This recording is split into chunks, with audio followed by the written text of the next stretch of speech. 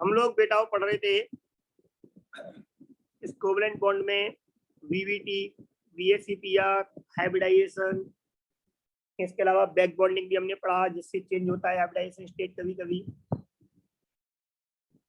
इसके बाद हमने ये भी देखा कि मॉलिक्यूल जिनमें ज्योमेट्री परफेक्ट रेगुलर नहीं होती है वे भी अपनी हाइब्रिडाइजेशन स्टेट चेंज कर सकते हैं अगर उनकी फिजिकल स्टेट चेंज हो।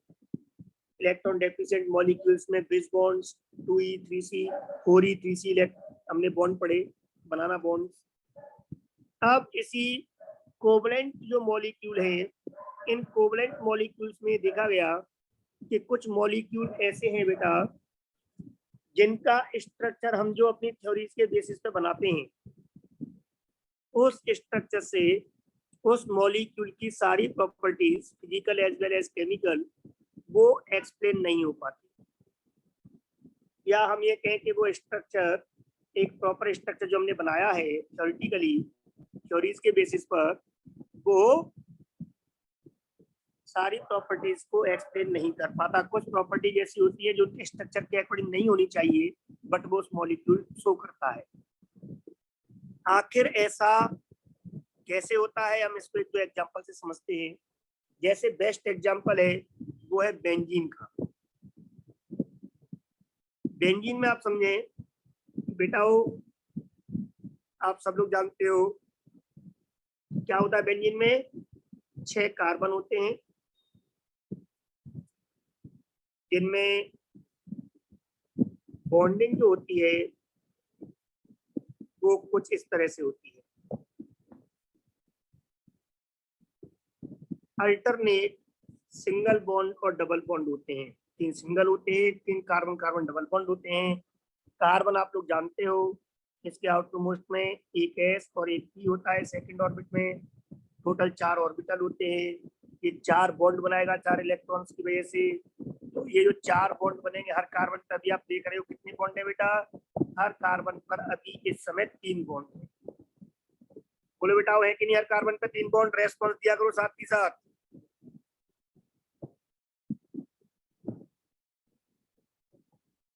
इस समय अभी जो मैंने स्ट्रक्चर बनाया है वो आपको दिख रहा है बेटा? Yes sir. इसमें हर कार्बन पर कितने बॉन्ड है? 3 बॉन्ड है ना? Yes sir. Very good. तो ये जो 3 बॉन्ड है तो हमें हर कार्बन पर 4 बॉन्ड करने हैं। इन 4 बॉन्ड्स के लिए हम इस पर क्या करते हैं, एक एक हाइड्रोजन जोड़ते हैं।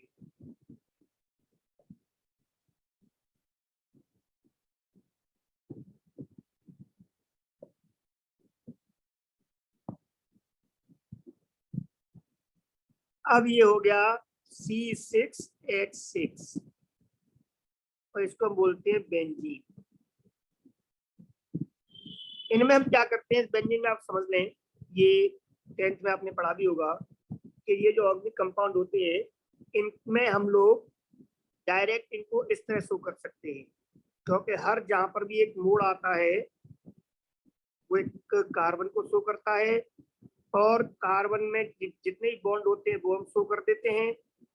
ओके बेटा, और हाइड्रोजन को शो नहीं करते। तो इसका मतलब यहाँ पे ये जो स्ट्रक्चर मैंने बनाया है बेंजीन का ये रिप्रेजेंटेशन है। कितना क्लियर हो गया? ये की बात है जो ऊपर बनाया है वो एक एक एटम एक एक बॉन्ड क्लियर दिखाया है मैंने, नीचे हम इस तरह लिख देते हैं, ये इसका लिखने का एक तरीका है। कितना क्लियर हो गया बेटा? यस। अब आप मुझे ये बताओ कि हर कार्बन पर जो आपको दिख रहा है इस हर कार्बन पर बेटा कौन सा हाइब्रिडाइजेशन होगा? sp3। sp3 कैसे होगा बेटा? अब ये तो है, आप कहते हो सर चैप्टर समझ में नहीं आ रहा, कैसे आ जाएगा, आप याद ही नहीं करते हो। ये बात कम से कम अब तक मैं 50 बार पढ़ा चुका हूँ प्रीवियस वीडियो में। sp2। sp2 very good. तो जो लोग sp3 कह रहे हैं उन्हें वो वही बात में ये बोलेंगे समझ में नहीं आ रहा चैप्टर। अब आपको साफ साफ बताया है कि मैंने आपको हाइब्रिडाइजेशन कैलकुलेट करने के लिए number of sigma bond plus number of pi bond calculate, वो आपके number of lone pair calculate करते हैं। तो ये हर कार्बन पे आप देखो 3 सिग्मा बॉन्ड है, 2 एटम के बीच पहले बॉन्ड के अलावा जो बॉन्ड बनते हैं वो सब पाई होते हैं। कार्बन के 4 इलेक्ट्रॉन चारों काम में आ गए, कोई लोन पेयर नहीं बचा। तो 3 sigma bond plus 0 lone pair, total 3। Total 3 का मतलब sp2 हाइब्रिडाइजेशन हुआ ना कार्बन पर।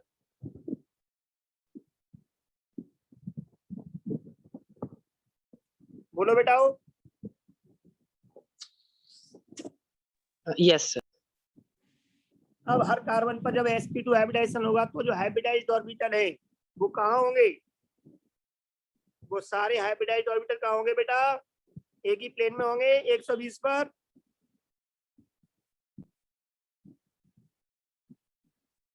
Yes, अब sir. आप कार्बन की एक्साइटेड स्टेट देखो, क्या होगी कार्बन की एक्साइटेड स्टेट? कि 2s में से एक इलेक्ट्रॉन निकलकर पहुंच जाएगा 2p में। ये ऐसे 4 इलेक्ट्रॉन होंगे। अब इसमें यहाँ पर sp2 हाइब्रिडाइजेशन मींस एक s और 2 p मिले इसमें, ये हो गया sp2 हाइब्रिडाइजेशन। ऐसा होने से 3 ऑर्बिटल मिक्स होकर के नए ऑर्बिटल बन गए। इन तीनों को हम बोलेंगे sp2 sp2 sp2। ये 3 ऑर्बिटल sp2 हो गए। हाइब्रिडाइज्ड ऑर्बिटल तीनों में एक एक इलेक्ट्रॉन है, बट एक इलेक्ट्रॉन बच गया p का। ये जो p का बचा एक आपका, जिसे 2p बोलेंगे हम, ये अनहाइब्रिडाइज्ड होगा। इस पर हाइब्रिडाइजेशन में इसने पार्टिसिपेट नहीं किया है, तो अनहाइब्रिडाइज्ड ऑर्बिटल है ये। और अनहाइब्रिडाइज्ड ऑर्बिटल होता है p, वो प्योर डंबल शेप होता है। p की शेप डंबल शेप होती है ना? Yes, sir. Yes, sir. अब इसमें क्या होगा कि हर कार्बन पर, जो कार्बन है, हर कार्बन पर 3 ऑर्बिटल जो sp2 हैं वो तो 120 डिग्री पर एक ही प्लेन में होंगे, ये इन अ सेम प्लेन। और ये जो प्लेन बनेगा ट्राइगोनल प्लेनर, इस प्लेन के इन ऑर्बिटल्स के, ये 3 sp2 हैं जो मैं येलो से बनाए हैं, इसके परपेंडिकुलर एक p ऑर्बिटल होगा, ये अनहाइब्रिडाइज्ड। ये भी कार्बन का ही है, कार्बन पे ही होगा, बट ये अनहाइब्रिडाइज्ड है, मतलब डंबल शेप है। और कहाँ होगा? परपेंडिकुलर। परपेंडिकुलर मतलब इस प्लेन के ऊपर की तरफ एक लोब होगा उसका, और एक लोब होगा नीचे की तरफ, ऐसे। आप ऐसे मान लो जैसे आप जो पेपर है आपका, उस पेपर के बीच में पेन आप खड़ा करके घुसा दो, आधा पेन ऊपर आधा पेन नीचे, वो p ऑर्बिटल हो गया unhybridized. Is that clear?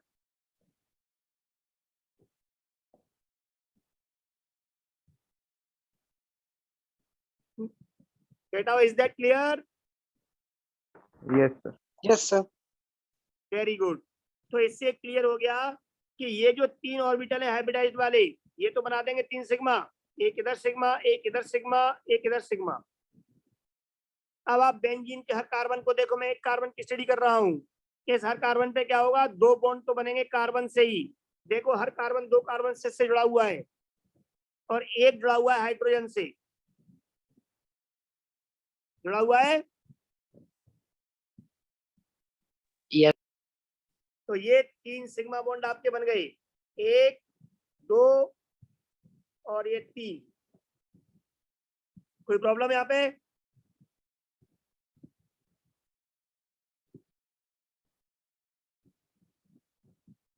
No, sir. बोलो बेटाओ।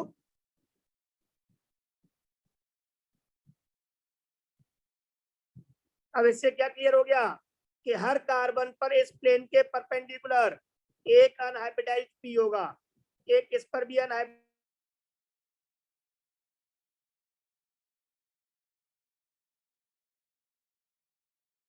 बोलो यार।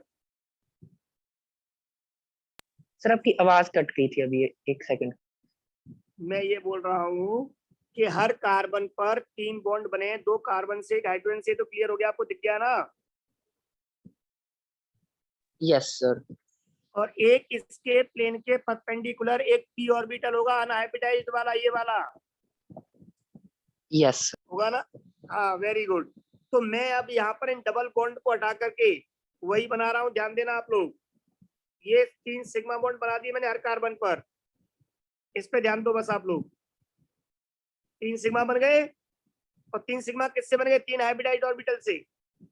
अब हर कार्बन पे क्या होगा बेटा? अब हर कार्बन पर एक एक अनहाइब्रिडाइज्ड ऑर्बिटल होगा p डंबल से। वो कैसे होगा बताओ? वो इसके परपेंडिकुलर होगा, ये आधा लोब ऊपर आधा लोब नीचे। ये परपेंडिकुलर है, पर मैं कागज पर परपेंडिकुलर कैसे बनाऊं, इसलिए मैं ऐसे बना रहा हूँ। समझ में आ रही बात? यस तो हर कार्बन पे होगा ना एक एक परपेंडिकुलर।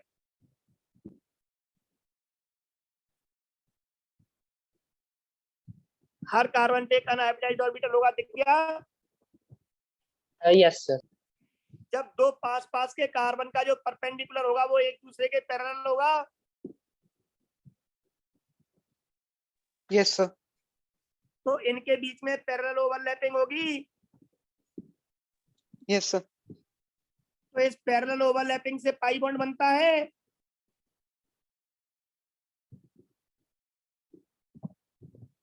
तो ये Yes, sir. आपके तीन, यस सर। ये आपके 3 पाई बॉन्ड बन गए। इसमें क्या दिक्कत है समझने में, बताना मुझे। आ गया सर। अब बात क्लियर हो गई। लेकिन सारे एटम्स, सारे कार्बन और सारे हाइड्रोजन एक ही प्लेन में होंगे, क्योंकि सब पर sp2 हाइब्रिडाइजेशन है।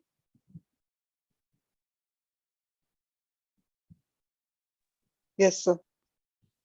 Very good. अब आप मुझे ये बताओ कि ये जो स्ट्रक्चर बनाया हमने, ये यहाँ पे ऐसा भी तो हो सकता था कि ये जो बॉन्ड बना हुआ है, मैंने अब ध्यान देना इधर, ये तो 3 सिग्मा हो गए हाइड्रोजन से और कार्बन से। लेकिन अब जो बन रहा है पाई बॉन्ड, वो दोनों पैरेलल एटम आपके अगर इस कार्बन के इसके पैरेलल हो जाए तो यहाँ बॉन्ड बन जाएगा। ये दोनों पास पास पैरेलल तो यहाँ बन जाएगा और यहाँ बन जाएगा। आप इस स्ट्रक्चर पे ध्यान दो, इस पे ध्यान दो। वो तो हर कार्बन पे एक पैरेलल p ऑर्बिटल है और परपेंडिकुलर है सारे। डायग्राम मत देखो, सब परपेंडिकुलर इमेजिन करो। जब सब परपेंडिकुलर होंगे तो कोई भी दो पास पास के पैरेलल ही होंगे हमेशा। जब पास पास के दो पैरेलल होंगे तो 1 से 2 कार्बन आपका अटैच हो सकता है। ये इधर भी आपका पैरेलल बॉन्ड बना सकता था, ये इधर भी बना सकता है। ओके। यस अगर डबल टिक कर रहा हूँ और इस कार्बन ने इधर बॉन्ड बनाया है तो ये वाला स्ट्रक्चर बन जाएगा। और अगर डबल टिक वाले ने इधर बॉन्ड बनाया है तो ये वाला स्ट्रक्चर बन जाएगा। यहाँ डबल बॉन्ड बन गया। वो तो कहीं बना सकता है, दोनों पैरेलल है, परपेंडिकुलर है हर कार्बन पर। तो जब मैंने ऐसा स्ट्रक्चर बनाया तो इससे सारी प्रॉपर्टी मॉलिक्यूल की एक्सप्लेन नहीं हुई। तो कैकुले ने दूसरा स्ट्रक्चर ऐसे बना दिया। कैसा हो सकता है कि बॉन्ड वहां नहीं बने, ऐसे बन जाए। लेकिन इसके बाद भी कुछ प्रॉपर्टी है आपकी एक्सप्लेन नहीं हुई। तो एक साइंटिस्ट है डेवार, उन्होंने क्या सोचा, वो देखो ध्यान से। उन्होंने ये सोचा कि ये जो पास पास के, अब ध्यान देना इस स्ट्रक्चर पर, कि जो पास पास के परपेंडिकुलर हैं, इन्होंने आपस में बॉन्ड बना लिया। इधर इन्होंने बना लिया आपस में। अब इसका परपेंडिकुलर कार्बन का इसका परपेंडिकुलर है, वो ऐसे बॉन्ड बना ले पाई।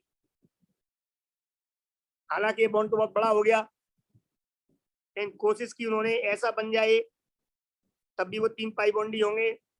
फिर उसने कहा साहब ऐसा नहीं हो, इस कार्बन और इस कार्बन के बीच बन जाए, मतलब ऐसा स्ट्रक्चर बन जाए। फिर कहा ऐसा नहीं हो, यहाँ इस कार्बन इसके बीच बन जाए तो ऐसा स्ट्रक्चर बन जाए। तो इस तरह से डेवार ने अपने अकॉर्डिंग ये स्ट्रक्चर्स बनाए। पर ये सारे स्ट्रक्चर कैसे बन रहे थे? इमेजिनरी, इमेजिन करते हुए। क्यों बन रहे थे इमेजिनरी बेटा? क्योंकि उन्हें जो मॉलिक्यूल था उसकी जो प्रॉपर्टी नजर आ रही थी फिजिकल केमिकल, वो प्रॉपर्टीज मॉलिक्यूल की एक्सपेरिमेंटल जो प्रॉपर्टी थी उनसे मैच नहीं कर रही थी कुछ, जो कि इन बॉन्ड की वजह से होनी चाहिए थी। तो उन्होंने इस तरह बेंजीन के बहुत सारे स्ट्रक्चर्स बनाए। ये जो स्ट्रक्चर बनाए गए हाइपोथेटिकली सोच करके, इन स्ट्रक्चर्स को बोलते हैं रेजोनेटिंग स्ट्रक्चर। क्या बोलते हैं?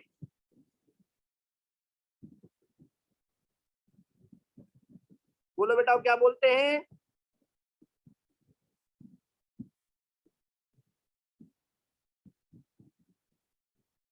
Resonative structure. और इस प्रॉपर्टी को बोलते हैं रेजोनेंस। अब इसमें एक बात और समझो कि ये जो स्ट्रक्चर बनाया बेंजीन का हमने, इसके अकॉर्डिंग इसमें 3 डबल बॉन्ड है कार्बन कार्बन के और 3 सिंगल बॉन्ड है कार्बन कार्बन के। हम सब लोग जानते हैं डबल बॉन्ड का मतलब ज्यादा अट्रैक्शन है, तो ये बॉन्ड लेंथ कम होनी चाहिए। जो सिंगल बॉन्ड की बॉन्ड लेंथ ज्यादा होनी चाहिए। सिंगल बॉन्ड मींस कम अट्रैक्शन। बताया था बॉन्ड का मतलब अट्रैक्शन बिटवीन एटम्स है। जितने बॉन्ड ज्यादा बनेंगे मतलब उतना ही अट्रैक्शन ज्यादा है, उतने पास पास होंगे तो उनके बीच की डिस्टेंस जिसे हम बॉन्ड लेंथ कहते हैं वो उतनी कम होगी। ओके बेटा,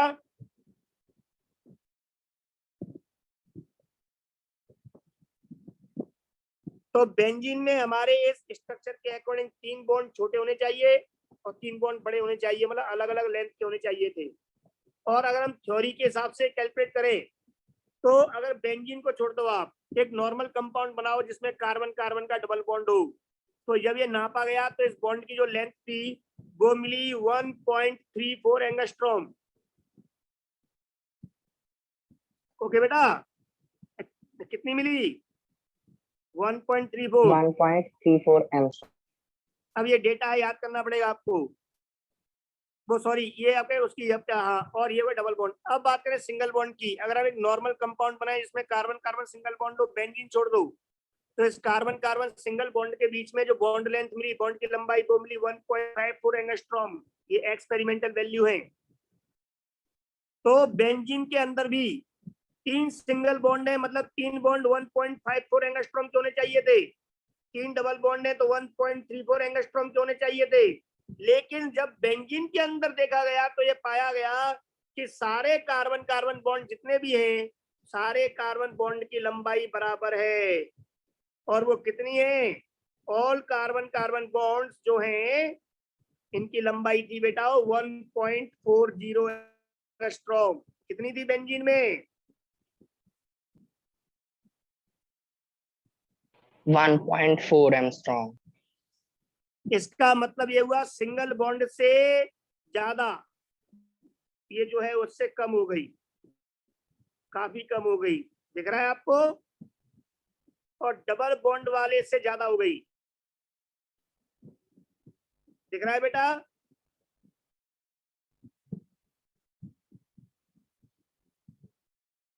बोलो। तो अगर मैं एक नॉर्मल कंपाउंड बनाता जो बेंजीन नहीं होती, उसमें कार्बन कार्बन डबल बॉन्ड होता, तो लंबाई होती 1.54 एंगस्ट्रॉम, वो सॉरी 1.34 एंगस्ट्रॉम। अगर सिंगल बॉन्ड का बनाता तो लंबाई होती 1.54 एंगस्ट्रॉम। सिंगल बॉन्ड बड़ा होता है, डबल बॉन्ड छोटा होता है। लेकिन जब बेंजीन बना तो बेंजीन के टाइम पर कार्बन कार्बन डबल बॉन्ड की लंबाई 1.34 एंगस्ट्रॉम नहीं मिली, कार्बन कार्बन सिंगल बॉन्ड की लंबाई भी 1.54 एंगस्ट्रॉम नहीं मिली, हमें सारे बॉन्ड की लेंथ इक्वल मिली। अब क्या मिली? सारे बॉन्ड कैसे मिले हमें? इक्वल, और सबकी बॉन्ड लेंथ 1.50 थी। इसका मतलब ये हुआ कि बेंजीन के अंदर हमने जो स्ट्रक्चर बनाया है वो स्ट्रक्चर सही स्ट्रक्चर नहीं है, क्योंकि वो इस प्रॉपर्टी को, मॉलिक्यूल की इस प्रॉपर्टी को एक्सप्लेन नहीं कर पा रहा है। Is that clear?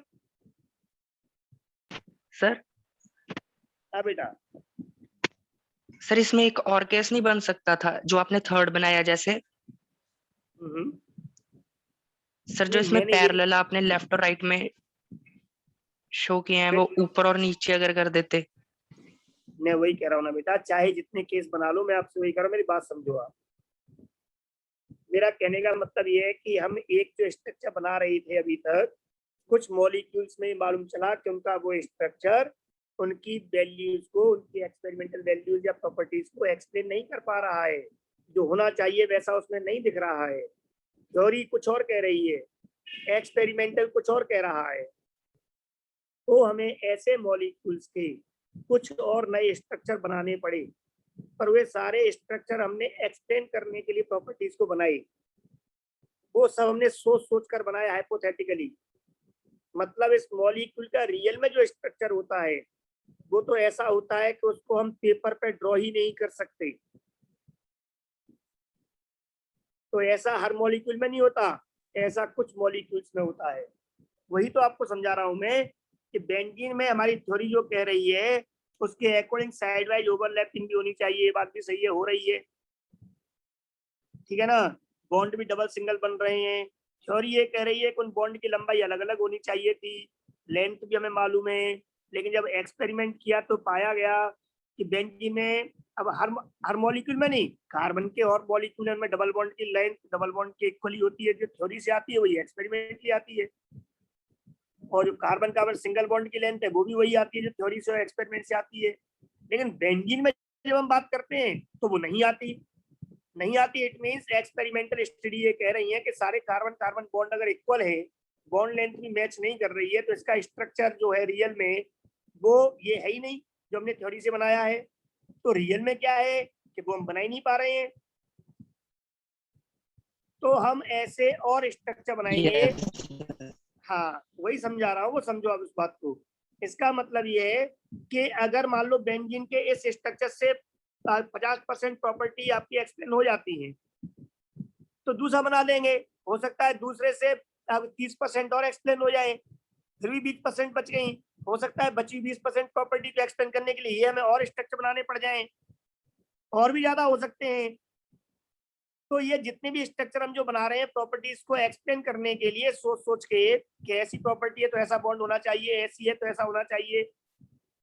तो जितने भी हमें जो स्ट्रक्चर बनाने पड़ते हैं हमें ऐसी मॉलिक्यूल के किसी के, तो इन स्ट्रक्चर्स को हम बोलते हैं रेजोनेटिंग स्ट्रक्चर्स या कैनोनिकल स्ट्रक्चर्स। और ये सभी स्ट्रक्चर्स हाइपोथेटिकल है, क्योंकि जो रियल में मॉलिक्यूल होना चाहिए वो स्ट्रक्चर तो हम बना ही नहीं पा रहे थ्योरी से, वो तो हम कागज पे ड्रॉ नहीं कर सकते।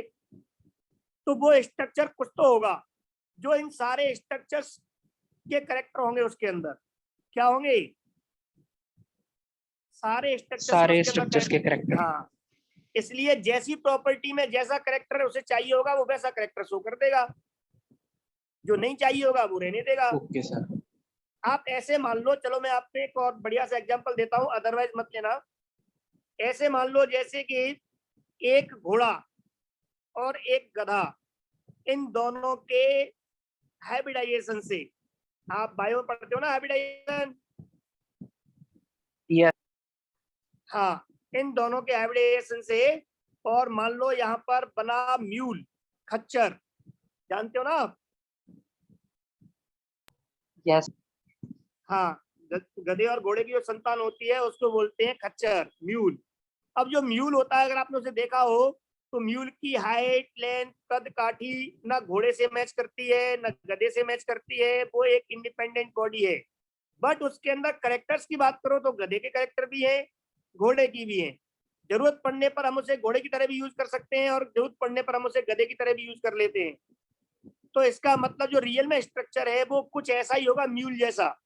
जैसे हम यहाँ कागज पर ड्रॉ नहीं कर पा रहे हैं, जरूरत पड़ने पर हम उसके करेक्टर्स जो स्ट्रक्चर्स बनाए उनमें से किसी भी स्ट्रक्चर के अकॉर्डिंग प्रॉपर्टी को एक्सप्लेन कर देंगे, जिसकी जरूरत नहीं होगी उसको छोड़ देंगे।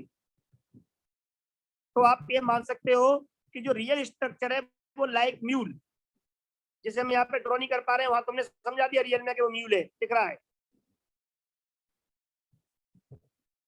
ओके बेटा? Yes sir. उस रियल स्ट्रक्चर को हम बोलते हैं रेजोनेंस हाइब्रिड।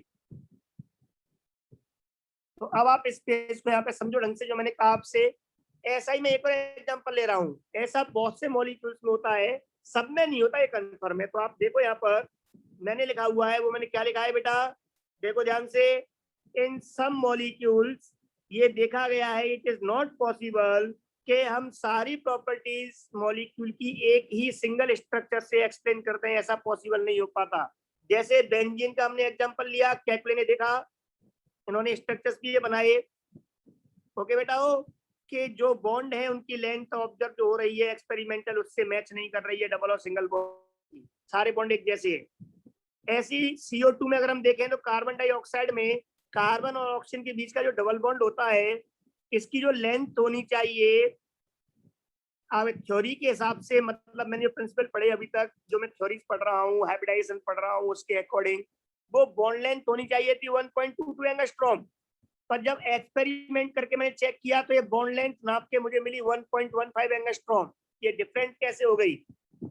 इसका मतलब इसका स्ट्रक्चर जो मैंने थ्योरी के अकॉर्डिंग बनाया है वह स्ट्रक्चर रियल स्ट्रक्चर नहीं है। तो मुझे CO2 के अलग अलग स्ट्रक्चर बनाने पड़ेंगे, पर हर स्ट्रक्चर जो मैं बनाऊंगा वो बची हुई प्रॉपर्टीज को एक्सप्लेन करने के लिए बनाऊंगा। इसका मतलब हर स्ट्रक्चर को कम से कम एक प्रॉपर्टी तो एक्सप्लेन करनी ही चाहिए। अगर वो किसी प्रॉपर्टी को एक्सप्लेन नहीं कर रहा है तो मैं बनाऊंगा ही क्यों ऐसा स्ट्रक्चर, है ना बेटा? तो किसी भी मॉलिक्यूल की सारी प्रॉपर्टीज को एक्सप्लेन करने के लिए हमें देखो यहाँ से we have to draw more than one structure, हमें एक से ज्यादा स्ट्रक्चर आपने बनाने पड़ते हैं। और जितने भी हमें हाइपोथेटिकल स्ट्रक्चर बनाते हैं जो कि रियल में नहीं है, ये सभी स्ट्रक्चर्स को हम कैनोनिकल या रेजोनेटिंग स्ट्रक्चर या आपका अनपर्टर्ब्ड स्ट्रक्चर बोलते हैं। ये जो स्ट्रक्चर्स है बेटा, जो रियल में स्ट्रक्चर होता है जिससे हम रेजोनेंस हाइब्रिड कहते हैं, जो रियल स्ट्रक्चर है वो हम ये मान सकते हैं कि वो इन बिटवीन रेजोनेटिंग स्ट्रक्चर जो हमने बनाए हैं, स्ट्रक्चर जितने भी, उनके बीच में कहीं होता है। लेकिन हम इसको पेपर पे ड्रॉ नहीं कर सकते, इनके बीच में कहीं कुछ ऐसा स्ट्रक्चर होगा जो इनमें से किसी से मैच नहीं कर रहा है, पर इनके बीच में होगा। दैट इज इन सबकी प्रॉपर्टीज के अंदर होंगी। लाइक जैसे म्यूल में गधे और घोड़े दोनों की प्रॉपर्टी होती है। जितने भी रेजोनेटिंग स्ट्रक्चर्स में हम कुछ आपके प्रपोज्ड स्ट्रक्चर बनाए कुछ मॉलिक्यूल्स के, तो ध्यान रखें रेजोनेटिंग स्ट्रक्चर जो हम बनाते हैं उनके बीच में एक डबल हेड एरो लगाते हैं, एक ऐसा एरो लगा देते हैं, डबल हेडेड एरो, जो ये बताता है कि ये एक दूसरे में लगातार चेंज हो रहे हैं, दोनों में इंटर कन्वर्टाइल हैं। तो ये सारे स्ट्रक्चर्स के बीच में हम ये एरो लगा देंगे, डबल हेड एरो, इस तरह से। ये सब क्या कहे जाएंगे? ये सब कहे जाएंगे रेजोनेटिंग स्ट्रक्चर्स। लेकिन मैंने कहा मुझे बनाना है एक रेजोनेंस हाइब्रिड, पेपर पे बना नहीं सकता हूँ, बट मैं एक इसके लिए भी एक ऐसा स्ट्रक्चर बना सकता हूँ जो सबको रिप्रेजेंट कर दे। कोशिश कर रहा हूं मैं, बना तो नहीं सकते। और वो कोशिश में मैंने क्या किया कि मैंने बेंजीन के स्ट्रक्चर में ऐसे बॉन्ड बनाया, और जो डबल बॉन्ड थे जो कभी इस कार्बन के बीच में कभी इस कार्बन के बीच में यहाँ था, वो फिर इस कार्बन के बीच आ गया, फिर इसके बीच आ गया, फिर इसके बीच आ गया। तो मैंने इन सबको मिला दिया डॉटेड लाइन से कि भैया डबल बॉन्ड इनके बीच में कहीं भी हो सकते हैं, लगातार घूम रही है। इसको मैंने बोल दिया रेजोनेंस हाइब्रिड। बात समझ में आ रही है?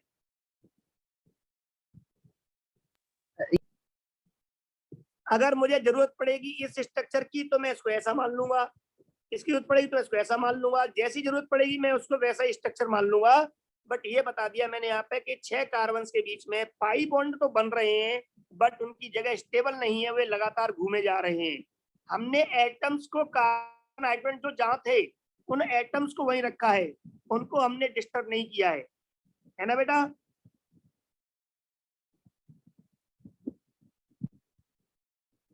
ऐसे ही हम यहाँ पे CO2 के अलग अलग स्ट्रक्चर बनाए, तो एक स्ट्रक्चर ऐसा बना सकते हैं, एक ऐसा बना सकते हैं। इसमें एक ऑक्सीजन ने अपना एक इलेक्ट्रॉन दूसरे ऑक्सीजन को दे दिया, इसलिए एक पे प्लस चार्ज आ गया, एक पे माइनस आ गया। जिसने इलेक्ट्रॉन दिया उस पे इलेक्ट्रॉन कम हो जाएंगे तो वो एक्स्ट्रा बॉन्ड बना लेगा कार्बन से।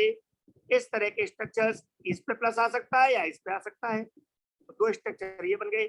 इस तरह मैंने ये जो 3 स्ट्रक्चर बनाए हैं, ये क्या कहे जाएंगे? ये CO2 के रेजोनेटिंग स्ट्रक्चर्स हैं। ओके बेटा? ऐसी नाइट्रोजन की मैं बना रहा हूँ ये स्ट्रक्चर, ये सब क्या है? रेजोनेटिंग स्ट्रक्चर हैं जो अलग अलग प्रॉपर्टी को एक्सप्लेन करने के लिए बनाए हैं। ये ओजोन का स्ट्रक्चर है, जहां पर मैं मान सकता हूँ कि 3 ऑक्सीजन में एक आपका एक डबल बॉन्ड होगा 2 के बीच में, और तीसरा ऑक्सीजन जुड़ा होगा कोऑर्डिनेट बॉन्ड से। कोऑर्डिनेट बॉन्ड का मतलब आप लोग जानते हो क्या होता है? कोऑर्डिनेट बॉन्ड का मतलब बेटा, एक लॉन पेयर दूसरे ऑक्सीजन को दे दिया है तो उसके भी 8 इलेक्ट्रॉन हो गए। ओके,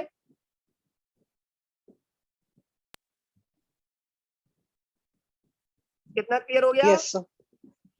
बट एक बात यहाँ पे और एक्स्ट्रा समझ लो आप लोग, और वो ये है कि कोऑर्डिनेट बॉन्ड को एक और तरीका होता है लिखने का।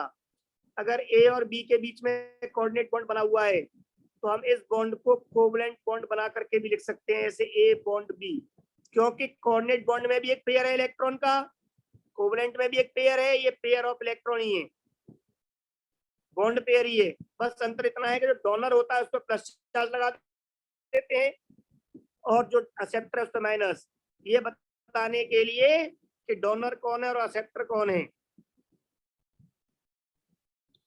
तो ये एक आपका another symbol of coordinate bond. Is that clear?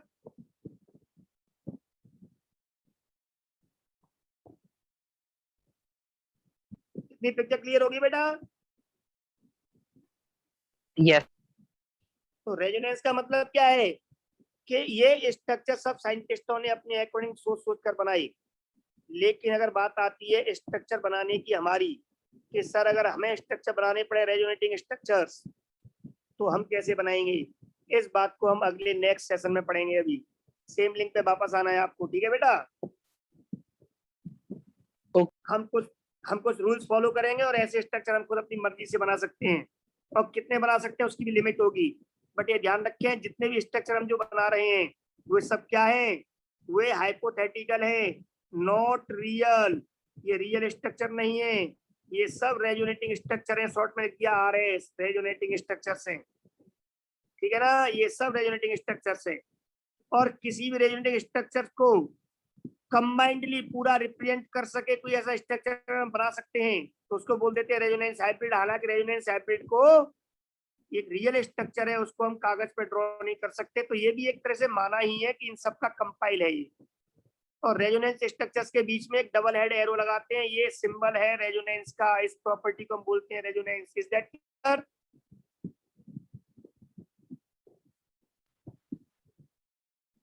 यहां तक क्लियर हो गया बेटा रेजोनेंस क्या होता है? तो आप स्क्रीनशॉट ले लो अब यहाँ पर, फिर हम अगले डिस्कस करेंगे अगले वीडियो में इसके आगे की बात रेजोनेंस। यहाँ पे आप स्क्रीनशॉट ले सकते हो, ले लो, नोट्स बाद में बनाना, ठीक है बेटा।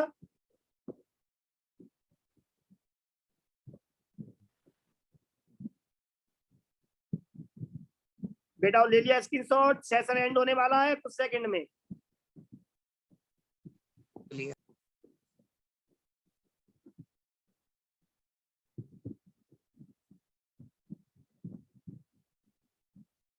तो सेम लिंक पे वापस आ जाना, अगले सेशन में रेजोनेंस खत्म करते हैं।